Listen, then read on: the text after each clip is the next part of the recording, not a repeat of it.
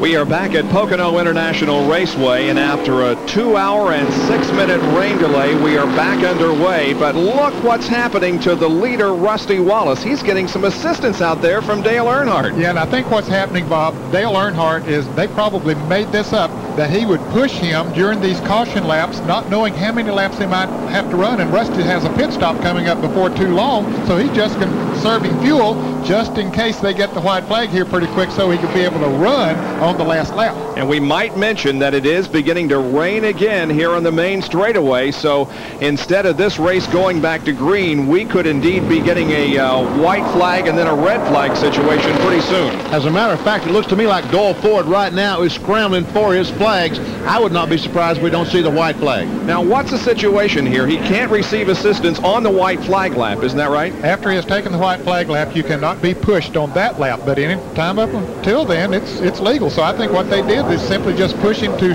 conserve enough fuel so he'd have enough left in the tank to run the last lap. Well, of course, we've heard about the friendship between these two guys, Rusty Wallace and Dale Earnhardt, and it's certainly being shown right here as Rusty Wallace, who right now is leading this race, is getting some assistance from Dale Earnhardt. Now, he'll have to back off here and let Rusty do it on his own as the white flag is being displayed. Rusty moves well away from Dale Earnhardt, making sure that the NASCAR officials aren't confused and don't see him getting any assistance during this final lap of the race. And we're going to end about 21 laps short of scheduled conclusion because of rain that's falling hard right now. The question is, at this moment, can Rusty make it for 2.5 miles? Well, he can't be pushed now. Legally, under the rules, he cannot be pushed now. If he runs out of gas on the back straightaway, he will only be credited with 1 lap short. Right now, we're looking at 178. That's all the laps he'd be credited with. Rusty Wallace is on his way to winning his 20th Winston Cup race. He won earlier this year in June at Bristol. If he has about a half gallon of gas to get him back to the start-finish line. That's right, if. Actually, it was back in April when he won at Bristol, but doesn't matter, he won there. He won, and this would be his second win of 1990. Tunnel turn number 2. Sounds like the car is running okay now, if that's his engine that we're hearing there.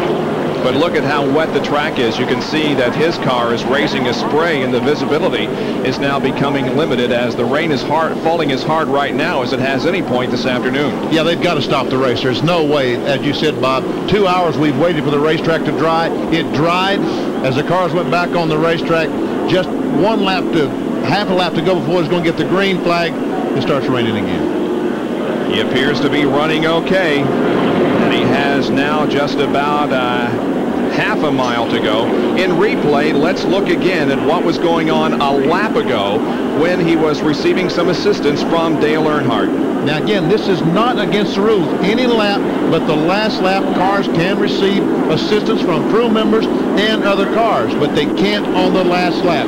As Ned Jarrett said, they did this for a couple of laps so that he would conserve fuel. He would have gasoline for that final lap. And here he comes. He is following the pace truck down pit road as the red and the checkered flags, actually the white and the checkered flags, are being displayed by Doyle Ford. There it is. The checkered flag is out, and Rusty Wallace has made it down pit road and has completed the lap unassisted. And Rusty Wallace has won the Miller Genuine Draft 500. How interesting that this car, sponsored by Miller Genuine Draft, wins the race that is sponsored by the same company. Last year, it was just the opposite. Jeff Bodine won the race in a car sponsored by Budweiser.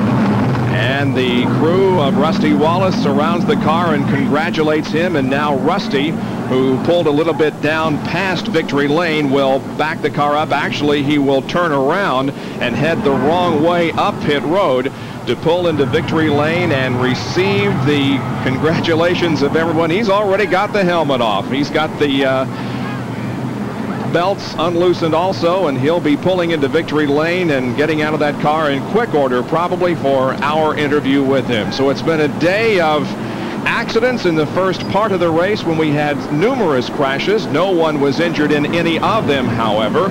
and then we ran several laps under green and had a rain delay. So the unofficial results, the top 5, Rusty Wallace, Mark Martin will finish in 2nd position, Jeff Bodine 3rd, Hut Strickland with a good run finishes 4th, and Sterling Marlin finishes 5th in the Miller Genuine Draft 500 here at Pocono. Let's go to Victory Lane. Here's Dr. Jerry Punch. Well, Rusty Wallace has made it to Victory Lane. Rusty climbing out of the Miller Genuine Draft Pontiac. Congratulations. Well, thank you very much. It was a real frustrating day, I tell you. I shouldn't say that because the frustrating part was right there at the very end about whether we're going to go back to racing or not. But I got to tell you one thing. I'd like to thank Miller Genuine Draft, Mobile, AC, Pontiac, Goodyear, and all of them. But I'd really like to thank the motor crew because they really worked their butt off. And this thing had jet power in it today. And I'd like to thank Roger Penske, all the Penske North people, and everybody behind the win. We're back, I think. We've got a total new engine program. It's really going good, and I'm real proud of the boys. I can't tell you how proud I am of crew chief Jimmy Maycar and everybody who made this possible. Those last couple laps after the restart, you got a little bit of an assist from your buddy Earnhardt. We're just playing out there, you know. I think he wanted to get into TV with me, you know, but hey, it's not illegal to push your car into the last lap. We all know that. We found that out of Talladega, so I think he just wanted to help me push the rules a little bit.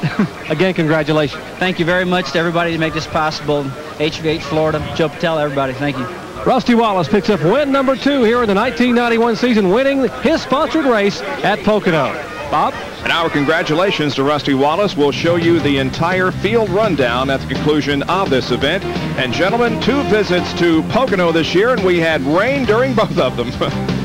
Yeah, we sure did, and it's too bad. Had good races both times, but dampened the spirits a little. Have to feel for a couple of cars. The 12-car Hut Strickland ran well all day. Ernie Irvin made that last pit stop while leading and had to stop for gasoline just a few laps before the rain came. There you see that Harry Gant, who ran so well in this race, finished 26th. Darrell Waltrip involved in another crash.